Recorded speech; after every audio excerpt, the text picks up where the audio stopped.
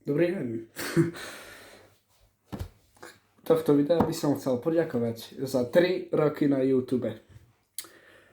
Viem, najčastejšie natočím, ale toto som nemohol zabudnúť. Pre túto situáciu som si zapol aj tieto svetla.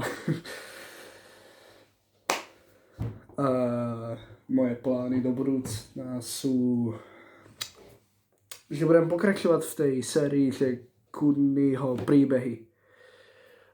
Určite viacej v angličtine ako v slovenčine. To už je taká tradícia, neviem prečo. Ešte raz som veľmi vďačný za to, že som tu už 3. rok. Táto YouTubeová hra ma zatiaľ veľmi baví. Očakávajte veľké veci tento rok. Lebo už teraz som začal pracovať na viacero ďalších videí. Jedno vyjde ešte tento týždeň. No, to radšej nebudem sľubovať, lebo poznáme sa. Párkrát som aj 6 mesiacov nenatáčal. To je.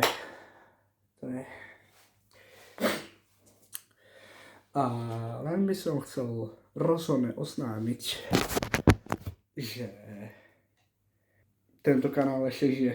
Ešte neumrel. Nedávno som videl Paper Chas 3 a to je taký môj comeback. Najlepší, ale vrácam sa v štýle. Reprezentácia tohto kanálu bude trochu iná. Budem ináč trochu s týmto narábať. Bude to také jednoduché.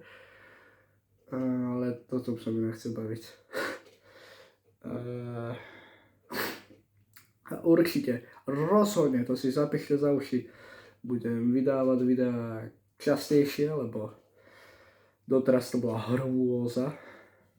Raz za náhodný čas, raz to bol mesiac, raz 6 mesiacov, raz za týždeň, proste tentokrát budem, že raz za pár týždňov.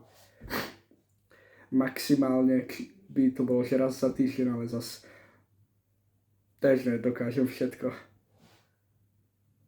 No už, to je zatiaľ asi všetko. Tak, čau.